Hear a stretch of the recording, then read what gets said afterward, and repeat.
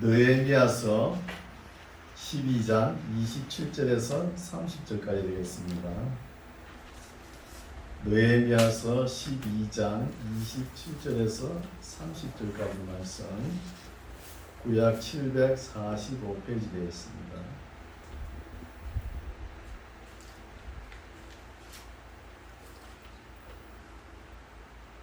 제가 봉독에 올립니다.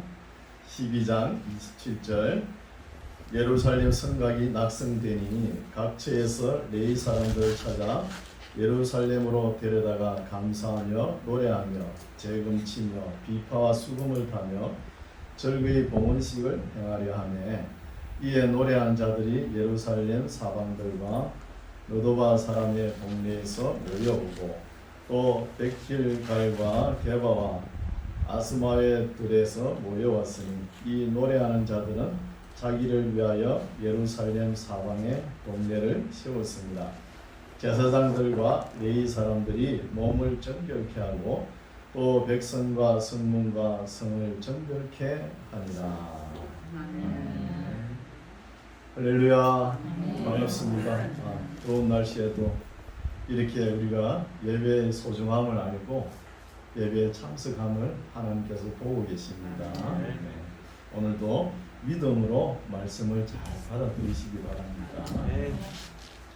오늘 말씀 설교 제목은 성곽의 낙성식, 낙성예식이라는 제목으로 은혜 받고자 합니다. 11장을 안 읽어왔죠.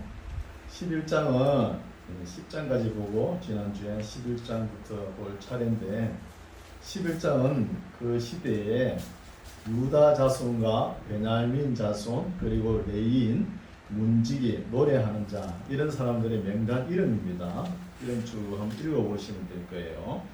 12장 1절 보십시오. 12장 1절. 11장 1절 보면은 스알디엘의 아들 스룹바벨과 및 예수아를 쫓아 돌아온 제사장과 레위 사람은 이러하니라 하면은 1차 포로 기항한 사람 명단들의 이름이 나오는 거예요. 1차 포로 기항은 스룹바벨과 대제사장 여호수아가 한 5만 명 이끌고 왔죠. BC 536년입니다. 1차 기한 명부가 쭉 나오는 것이고, 12장 오늘 본문 봅시다. 27절. 그러면은 에스라가 BC 457년에 2차 포로기한을 하고 지금은 3차 포로기한도 했지요. BC 444년에 느헤미야가 와서 예루살렘 성벽이 무너진 것을 52일 만에 다 중수하고 하나님 앞에 8장에 하나님 말씀을 1000년 만에 하나님 말씀을 낭독하였죠. 그리고 낭독하고 난 뒤에 이제 예루살렘 성곽 낙성식을 하는 거예요. 낙성식을 하면서 얼마나 기쁘겠습니까? 기쁘죠. 27절, 예루살렘 성곽이 낙성되는 거예요. 이제 다 지어가지고 하나님 앞에 드린다는 거예요. 오늘날은 이 성곽의 의미가 없어져 버렸죠. 다이너마이트가 발견되는 바람에 대포가 나오고 뭐 원자탄, 수소탄 뭐 이런 것들이 나오니까, 미사일이 나오니까 아무 소용이 없어요. 성곽이 있을 때에는 칼이나 창으로 이렇게 전쟁하던 시대예요. 지금은 아무 소용이 없습니다. 그렇죠? 우리나라에도 뭐 남쪽으로 내려가면은 성들이 많지요. 진주성도 있고, 성남에 가면 남한산성도 있고. 그 왜 성을 샀습니까? 외적이 침입 못하도록, 그렇죠? 이렇게 하는 것이죠. 중국에 가면 만리장성이 있지 않습니까? 진시황이 만리장성을 그렇게 두껍게 길게 쌓아놨는데, 진작 적은 누구 어디 있었어요? 내부에 적이 있었다는, 내부에. 이런 것도 우리가 역사를 통해서 알 수 있습니다. 예루살렘 성곽이 낙성되니 각처에서 레위 사람들을 찾아 예루살렘으로 데려다가 감사하며 노래하며 세금 치며 비파와 수금을 타며 절거히 봉헌식을 행하려 했다는 거예요. 절거히.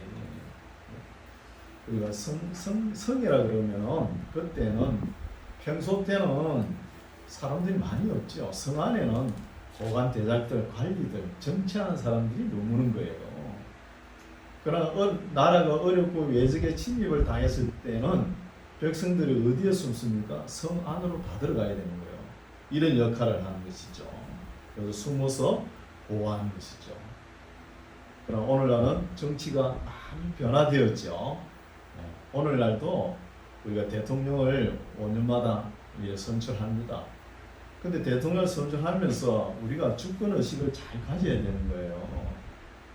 대통령을 선출하는 것은 3차 산업 서비스업입니다. 우리가 세금을 내지 않습니까? 세금을 내는 대신에 우리의 재산과 생명을 대통령이 보호해 줄 의무가 있는 거예요. 우리 이것을 망각하고 옛날에 왕정시대처럼, 그죠? 황제에게 복종하는 것처럼 그 조그마한 대통령이 할 수 있는 권한이 있죠. 그게 그냥 맹목적으로 복종하면 안 된다는 거예요. 국민들이 주인입니다. 우리나라 정치가 많이 발전되었어요. 이제는. 그렇죠? 이런 것도 우리가 알 수 있죠. 28절 이에 노래하는 자들이 예루살렘 사방들과 느도바 사람의 동네에서 모여오고 또 레인도 부르고 또 성가대도 부르지요. 노래하는 자. 29절 또 백길갈과 게바와 아스마의 들에서 모여왔으니 이 노래하는 자들은 자기를 위하여 예루살렘 사방에 동네를 세웠다는 거예요. 성가대도 있어야 되지 않습니까? 하나님을 찬송하는 노래도 있어야 됩니다. 이것을 누가 잘했냐? 다윗 왕이 잘했죠. 다윗 왕은 뭐 작사, 작곡, 연주, 악기까지 다 만들어 가지고 하나님께 찬양을 올려드렸지 않습니까? 아주 왕으로서 해야 될 일도 잘했지만 그런 은사가 너무 많은 사람이죠. 이런 것을 알 수 있습니다. 30절 제사장들과 레위 사람들이 몸을 정결케 하고 또 백성과 성문과 성을 정결케 하니라. 이에 내가 유다의 방백들은 지방 어른입니다. 오늘날 도지사, 안 그러면 기초 단체장들 이런 사람들 이야기죠. 유다의 방백들로 성 위에 오르게 하고 또 감사 찬송하는 자의 큰 무리를 두 때로 나누어 성 위로 항렬을 지어 가게 하는 거예요. 이 두 때 중에서 한 때는 에스라가 아마 인도했을 거예요. 인도해가지고 성가대를 인도해가지고 한쪽 방향으로 가고 또 느헤미야가 한 팀은 또 인도해가지고 한쪽 방향으로 쭉 가다가 예루살렘 성가 앞에서는 하나가 되어가지고 성문으로 들어가는 이런 모습이에요. 이런 모습이 쭉 나오는 것이죠. 큰 무리를 두 때로 나누어 성위로 항렬을 지어 가게 하는데 한때는 우편으로 북문으로 향하여 가게 한다는 것이죠. 이런 이야기가 쭉 나옵니다. 32절 이후부터 43절 보십시오. 43절 이날에 성각식 하는 날에 무리가 크게 제사를 드리고 심히 즐거워하였다는 거예요. 왜 즐거워했을까요? 뒤에 나오죠. 이는 하나님이 크게 즐거워하게 하였습니다. 우리 사람이 조그만 일을 하다가 때로는 조그만 즐거움과 기쁨과 희노애락이 있지만 사람이 만들어 가지고 내는 즐거움보다 하나님께서 우리에게 즐거움을 주시는 것이 얼마나 기쁘겠습니까? 지금 그 어려운 역사 속에서도 하나님의 성전을 짓고 거기에 이제 예배를 드리기 위해 레인들을 모으고 또 성가대를 모으고 이렇게 하는 게 얼마나 기쁘겠습니까? 그죠? 우리의 진정한 기쁨은 하나님께서 주시는 그 기쁨이 진정한 기쁨인 줄 믿습니다. 이날에 우리가 크게 제사를 드리고 심히 즐거워하였으니 이는 하나님이 크게 즐거워하게 하였습니다. 부녀와 어린아이도 즐거워하였으므로 예루살렘에 즐거워하는 소리가 널리 들렸느니라. 그날에 사람을 세워 곡간을 맡기고 제사장들과 레위 사람들에게 돌릴 것 곧 율법에 정한 대로 그 제물과 처음 익은 것과 11조를 모든 성읍 밭에서 거두어 이 곳간에 쌓게 하였노니 이는 유다 사람이 섬기는 제사장들과 레위 사람들을 인하여 절구함을 인함이라. 저희는 하나님을 섬기는 일과 결례의 일을 힘썼으며 노래하는 자들과 문지기들도 그러하여 모두 다윗과 그 아들 솔로몬의 명을 쫓아 행하였다는 거예요. 얼마나 기쁘겠습니까? 우리가 이런 말도 그냥 흘려서 읽으면 안 되겠죠. 다윗의 그 아들 솔로몬의 명을 쫓아 행하였다는 거예요. 이런 말을 우리가 왜 귀담아 들어야 되냐면은 이제 느헤미야서가 끝나고 뭘 읽을 차례입니까? 역대상하서를 읽어야 됩니다. 역대상하서를 읽을 때 이런 내용을 우리가 심도 있게 보지 않고 그냥 읽으면은 이해가 안 가는 거예요. 나라가 이스라엘 나라가 가장 부강하고 하나님께서 그렇게 영화롭게 이렇게 영광을 받으신 때가 다윗과 솔로몬 시대예요. 그래서 지금 느헤미야 시대하고 다윗과 솔로몬 시대 좀 차이가 나거든요. 그 차이가 나지만 느헤미야가 생각하기로는 지금이라도 다윗과 솔로몬 시대의 그 아름다운 제도를 다시 한 번 더 해보자는 거예요. 그런 소망이 담겨 있다는 것입니다. 그래서 아름다운 제도를 쫓아 행해보자는 뜻이죠. 46절 옛적 다윗과 아삽의 때에는 노래하는 자의 두목이 있어서 하나님께 찬송하는 노래와 감사하는 노래를 하였으며 스룹바벨과 느헤미야 때에는 온 이스라엘이 노래하는 자들과 문지기들에게 날마다 쓸 것을 주되 그 구별한 것을 레위 사람들에게 주고 레위 사람들은 그것을 또 구별하여 아론 자손에게 주니라.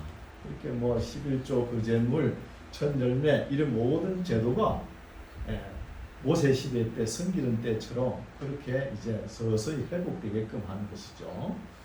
정상적인 제도가 시행된다는 것입니다. 느헤미야가 있으니까, 지도자가 있으니까. 13장입니다. 이제 느헤미야의 개혁이 일어나는 거예요. 이렇게 하지만 뭐가 또 잘못됩니다. 무엇이 잘못되는지 살펴볼게요. 13장. 그날에 모세의 책을 낭독하여, 그러니까 성간 낙성식 때 하나님의 말씀이 낭독되어야 되겠죠. 모세의 책을 낭독하여 백성에게 들렸는데 그 책에 기록하기를 암몬 사람과 모압 사람은 영영이 하나님의 해에 들어오지 못한다고 적혀 있다는 거예요. 그런데 이것이 문제가 됐죠.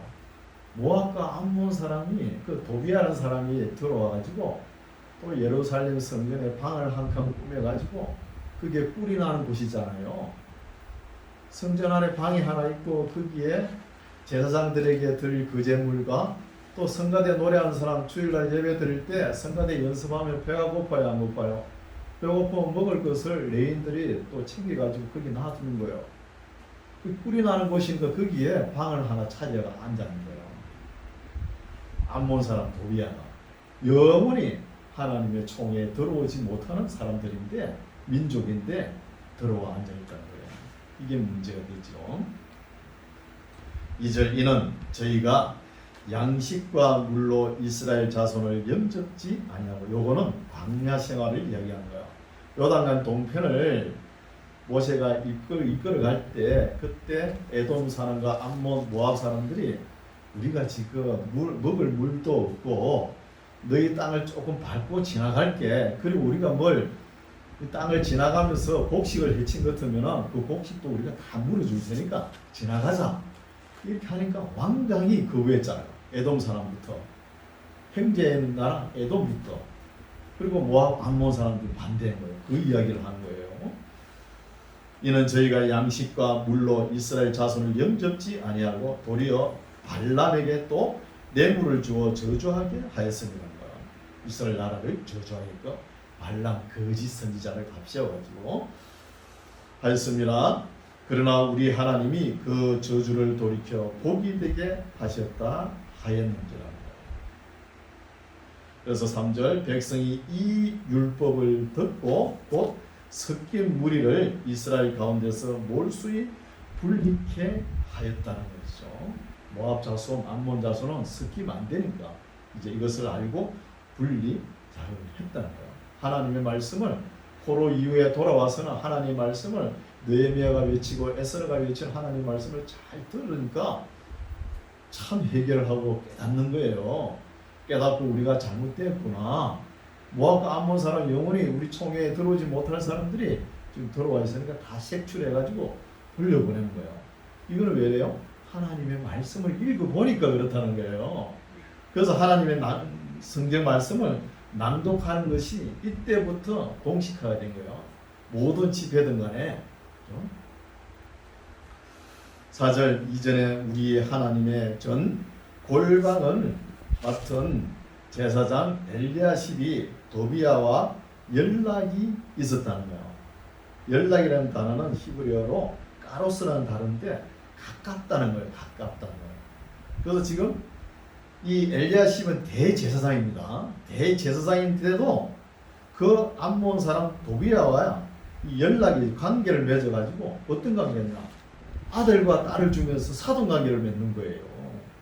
제사장이 이런 짓을 하는 거예요. 그러니까 이게 큰 문제가 되는 것이죠. 그래서 이 도비야가 끊임없이 예루살렘 성전의 방을 차지하고 앉아가지고 끊임없이 방해를 하는 거예요. 해방을 놓습니다. 5절 도비야를 위하여 한 큰 방을 갖추었으니 그 방은 원래 소재물과 유향과 기명과 또 레위 사람들과 노래한 자들과 문지기들에게 11조로 주는 곡물과 새 포도주와 기름과 또 제사장들에게 주는 거제물을 두는 곳이라는 거야. 거기에 뭐가 있어요? 꿀이 나는 곳이니까 모여드는 것이죠. 꿀이 나는 먹을 것이 있으니까 거기에 방을 차지하는 거예요. 6절 그때에는 도비야가 안방을 예루살렘 성전에 방을 차지하고 있는 그때에는 내가 누구죠? 느헤미야입니다. 느헤미야가 예루살렘에 있지 아니하였다는 거예요. 이 말씀은 뭐냐? 느헤미야가 지금 우리 선조의 나라 이스라엘 나라가 성벽이 무너져가지고 엉망이 되었습니다 하면서 페르시아 황제 아닥사스다 왕에게 보여가지고 12년 말미를 얻어가 왔죠. 와가지고 이제 12년 딱 된 거예요. 돼가지고 페르시아 황제에게 찾아갔습니다. 찾아간 그 기간이 가는데 4개월 오는데 4개월 그게 머무는 게 한 3개월? 그렇게 안 될 거예요. 그 1년 비온 사이에 옛날로 싹 다 돌아가는 거예요. 지도자가 없으니까. 그래서 그때에는 내가 느헤미야가 예루살렘에 있지 아니하였습니다. 바벨론 왕 아닥사스다 32년에 내가 왕에게 나아갔다가 며칠 후에 왕에게 말미를 청하는 거예요. 그럼 페르시아 갔다는 이야기죠. 느헤미야가 몇 년 동안 왔습니까? 아닥사스다 왕 20년에 왔어요. 그러니까 지금 32년이잖아요. 12년 말미를 얻어가지고 왔는데 느헤미야 성격상 딱 맞춰가 갔을 거예요. 아닥사스다 왕한테. 가서 한 1, 2개월, 3, 4개월도 안 될 거예요. 1, 2개월 있다가 왔는데 1년 비온 사이에 이런 엄청난 일이 벌어졌다는 거예요. 예루살렘 성 안에. 그런 것을 볼 수 있죠.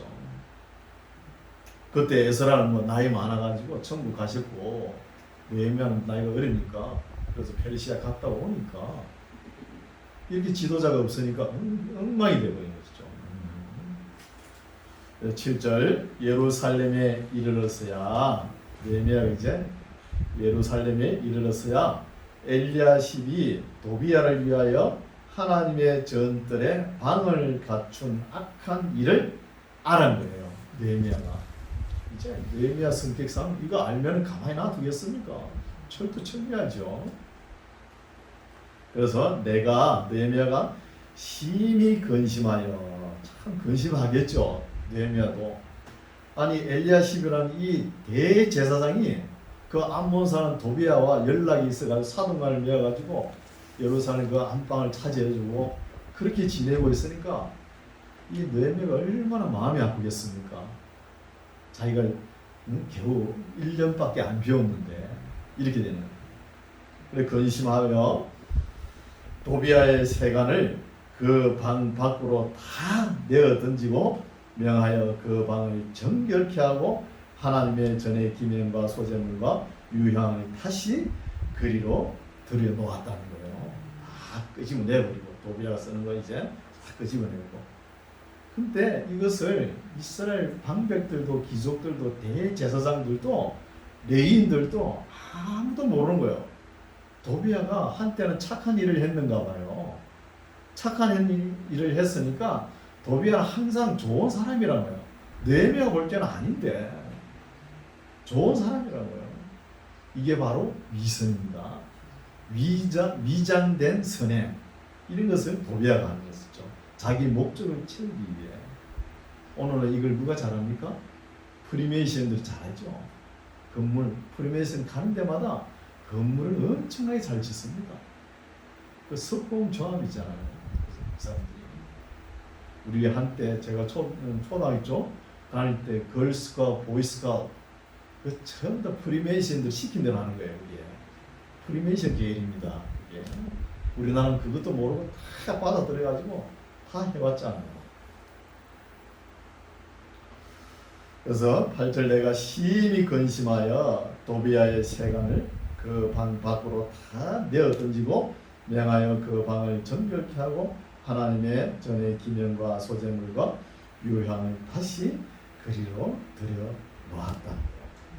지도자가 없으면 이렇게 흥청망청 엉망이 되는 거예요.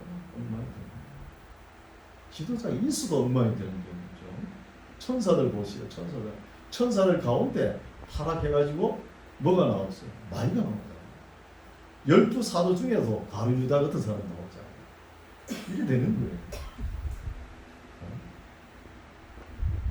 지금은 느헤미야가 살아있으니까 이렇게 또 계획을 하지만 느헤미야마저 천국 가고 난 뒤에 또 역사가 어려워지는 거예요. 어려워질 때마다 또 하나님께 살려주시오 부르시면 또 이끌어주면 또 타락하고 계속 타락의 역사입니다. 그럼 우리가 왜 이러면은 타락의 역사를 읽어야 됩니까? 이걸 읽음으로 인해서 하나님의 뜻과 심정을 알 수가 있는 거예요. 이걸 안 읽으면 우리가 어떻게 합니까? 하나님을 모르는 거예요. 이제 또 문제가 있습니다. 이런 걸 보고 이제 느헤미야가 세밀히 살펴보죠. 10절 보십시오. 10절 내가 또 알아본즉 네 사람들의 받을 것을 주지 아니하였으므로 그 직무를 행하는 네 사람들과 노래하는 자들이 각각 그 전리로 도망하였다는 거예요. 왜 도망하였을까요? 이스라엘 백성들이 레인들을 위해서 11조를 안 바치니까 레인들이 생활이 안 되니까 먹고는 살아야 될 거 아닙니까? 그러니까 전리로 다 가는 거예요. 밭이 있는 동네로 간다는 거예요. 밭이 있는 동네로. 먹고 살아야 되지 않습니까? 나가는 게 당연하죠. 이것도 느헤미야가 알았다는 것이죠. 느헤미야가 얼마나 마음이 아팠겠습니까? 하나님은 마음이 더 아프죠. 레인이 없는 거예요. 살기 위해 논밭이 있는 동네로 다 가버리는 것이죠. 11절 내가 모든 민장을 꾸짖어 이르기를 하나님의 전이 어찌하여 버림받아 되었느냐 하고 곧 네 사람을 불러 모아 다시 그 처소에 세웠더니 이에 온 유다가 곡식과 새 포도주와 기름의 11조를 가져다가 곳간에 드림으로 내가 제사장 셀라마와 서기관 사독과 레위 사람 보다야로 창고지기를 삼고 마따나의 손자 삭굴의 아들 하난으로 복음을 삼았나니 이는 저희가 충직한 자로 인정됩니다. 그 직분은 형제들에게 분배하는 일이었느니라. 내 하나님이여 이 일을 인하여 나를 기억하옵소서. 내 하나님의 전과 그 모든 직무를 위하여 나의 행한 선한 일을 도만하지 마옵소서 하면서 이 느헤미야가 일을 하면서 하나님께 짧은 기도를 잠깐 드리는 거예요. 이런 기도가 한 13번 정도 나옵니다. 열심히 일하면서. 지금 느헤미야 일이 뭡니까? 레인들을 다 먹고 살기 위해서 나가버렸잖아요. 또 노래하는 성가대도 없고 이런 사람이 있어야 하나님께 예배 드리는 예배가 집행이 되는데, 진행이 되는데 이걸 못 드리고 있으니까 다 데리고 와야 되지 않습니까? 얼마나 힘들겠어요. 또 다 데려와 이렇게 만드는 거예요. 데려올 때마다 잠깐 하나님 앞에 아뢰는 거예요. 우리는 기도할 적에 작전 기도하고 때로는 필요하겠죠. 그 잘못됐다는 거 아니에요. 말을 새겨드려야 되는 거예요. 할 수 있습니다. 할 수 있지만 그보다도 우리가 할 일을 열심히 일하면서 잠깐 어려울 때 힘들 때 하나님 도와주세요. 이런 기도도 좋은 기도입니다. 꼭 40일 작전 기도, 금식 기도 해야 하나님 들어주신다. 그거는 미신적입니다. 미신적이에요. 그래서 이런 기도도 본받아야 되는 거예요. 우리가 짧은 기도라 했죠. 짤막한 기도. 그래서 느헤미야는 사람이 보나 안 보나 자기가 할 일을 충실히 감당하면서 하나님께 가르치는 거예요. 하나님께 아뢰는 거예요. 지금 느헤미야가 BC 444년 3차 포로 개헌해가지고 예루살렘 성벽을 쌓고 거기에 하나님의 말씀을 낭독하고 12년 동안 이스라엘 방배 보관 대작들을 가르쳐 왔죠. 느헤미야가 있을 때는 이 지도록에 있는 느헤미야가 가르치니까 그래도 거기에는 불평불만하지 않더니 1년 비운 사이에 이렇게 옛날로 다 돌아가가지고 레인들에게 11조도 안 내고 이러니까 레인들이 먹고 살 길이 없으니까 전부 다 전리를 밭이 있는 동네로 찾아가 버리잖아요. 그래서 지도자가 보나 안 보나 잘 해야 되는 거예요. 느헤미야가 얼마나 마음이 아팠겠습니까? 12년 동안 그대로 그렇게 애지중지 하나님 말씀을 선포하면서 가르쳐 놨는데 1년 비고 난 그 사이에 이렇게 되어버려요. 여러분, 목회자 얼굴만 쳐다보는 그 신앙 좋은 거 아니에요. 목회자 떠나면은 다 떠나버려요. 그래 되면 왜 목사 얼굴만 쳐다봅니까? 목사는 다 하나님 말씀을 선포하는 자밖에 안 돼요. 보잘것 없습니다. 네? 목사 얼굴 볼 거 없어요. 저 얼굴 볼 거 있어요? 코대된 문제도 하나도 볼 거 없습니다. 보지 마세요. 하나님의 말씀이 우리의 선한 양심에 와닿으면 그 말씀대로 살아가면 되는 거예요. 말씀대로 살아가는 거예요. 16절 15절 그때에 내가 본적 유다에서 어떤 사람이 안식일에 술틀을 밟고 곡식단을 나귀에 실어 운반하며 포도주와 포도와 무화과와 여러 가지 짐을 지고 안식일에 예루살렘에 들어와서 식물을 팔기로 그날에 내가 경계했다. 안식일도 제대로 지키지 않고 물건을 사고 파는 시장통으로 만들어버리잖아.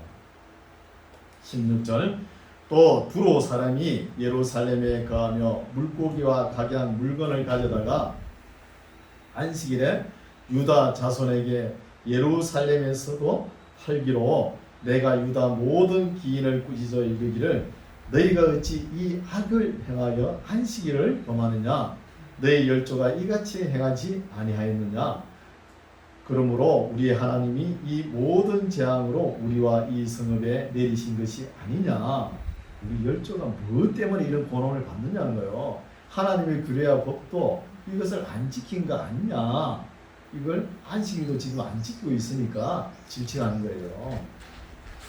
이제 너희가 오히려 안식일을 범하여 진노가 이스라엘에 임함이 더욱 심하게 하는도다 하고 안식일 전 예루살렘 성문이 어두워 갈 때에 내가 명하여 성문을 닫고 안식일이 지나기 전에는 열지 말라 하고 내 종자 두 사람을 성문마다 세워서 안식일에 아무 짐도 들어오지 못하게 하며 장사들과 각양 물건 파는 자들이 한두 번 예루살렘 성 밖에서 잠으로 가지도 않고 누구 자는 거예요. 밖에서 장사하고.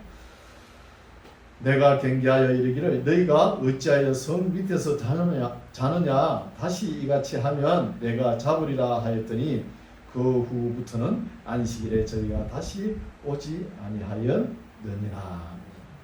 제일 먼저 고관, 방백들, 지도자, 제사장 이런 사람들이 다 썩어 빠졌다는 거예요. 썩어 빠져가지고 안식일도 제대로 지키지 않고 안식일에 물건 주고받고 파는 거 그것도 물건 더 팔기 위해서 집에 가지도 않고 예루살렘 성전 문 안에서 자는 거예요. 그래서 자는 거 보고 느헤미야가 너희들이 여기 계속 자면은 내가 잡아들인다 하니까 이제 자지 않는 거예요. 이런 것을 볼 수 있죠. 22절 내가 또 내 사람들을 명하여 몸을 정결케 하고 와서 성문을 지켜서 안식일로 거룩하게 하라 하였느니라. 나의 하나님이여 나를 위하여 이 일도 기억하옵시고 주의 큰 은혜로 나를 아끼시옵소서 하며 또 잠깐 기도하는 거예요. 23절 그때 내가 또 본적 이제 예사로 안 보이죠. 뭐이든지 느헤미야 볼 적에 또 본적 유다 사람이 아스돗과 암몬과 모압 여인을 취하여 아내를 삼았다는 거예요. 그 1년 사이에 또 에스라가 그렇게 3개월 동안 척결했는데도 또 그런 일이 있는 거예요. 이방 여인의 아내를 맞이하는 일이. 24절 그 자녀가 아스돗 방언을 절반쯤은 하여도 유다 방언은 못하니 그 하는 말이 각 족속의 방언이므로 내가 책망하고 저주하며 두어 사람을 때리고 그 머리털을 뽑고 이르되 너희는 너희 딸들로 저희 아들들에게 주지 말고 너희 아들들이나 너희를 위하여 저희 딸을 데려오지 않겠다고 하나님을 가리켜 명체하라 하고 또 이르기를 옛적에 이스라엘 왕 솔로몬이 이 일로 범죄하지 아니하였냐고요. 솔로몬이 망한 게 뭐예요? 일천 여인에 의해서 타락해버렸잖아요. 그런 역사가 있지 않느냐는 거예요. 이런 게 알면서도 왜 또 이런 짓을 했냐는 거예요. 예. 저는 열국 중에 비길 왕이 없이 하나님의 사랑을 입은 자라 하나님이 저로 왕을 삼아 온 이스라엘을 다스리게 하였으나 이방 여인이 저로 범죄케 하였다는 거예요. 솔로몬 이야기를 하죠. 너희가 이방 여인을 취하여 크게 악을 행하여 우리 하나님께 범죄한 것을 우리가 어찌 용납하겠느냐? 느헤미야 성격은 용납 못하죠. 당연히 또 색출을 하겠죠. 이렇게 강한 성격입니다. 그래서 느헤미야 마음은 착착하지만 하나님의 말씀대로 또 그대로 순종하면서 또 계획할 건 해야 되지 않습니까? 불과 페르시아 같은 1년 기간 동안에 이렇게 엉망이 되었다는 거예요. 28절 대제사장 엘리야십의 손자 대제사장이라는 사람이 이런 짓을 하네요. 엘리야십의 손자 요야다의 아들 하나가 호론 사람 산발랏의 사이가 되었으므로 내가 쫓아내어 나를 떠나게 하였다는 거예요. 대제사장이 이런 짓을 해요. 사돈과 이방 사람들과 사돈과 연락해가지고 이런 관계를 맺었잖아요. 29절 내 하나님이여 저희가 제사장의 직분을 더럽히고 제사장의 직분과 내 사람에 대한 언약을 어기었사오니 저희를 기억하옵소서. 내가 이와 같이 저희로 이방 사람을 떠나게 하여 깨끗하게 하고 또 제사장과 네 사람의 반열을 세워 각각 그 일을 맡게 하고 또 정한 기한에 나무와 처 익은 것을 드리게 하였사오니 내 하나님이여 나를 기억하사 복을 주옵소서. 이렇게 또 기도를 하는 거예요. 짤막한 기도가 참 알맹이가 있는 기도예요. 알맹이가 중앙부원하고 길게 해야 된다. 하나님 들으신다. 기도의 양이 차야 된다.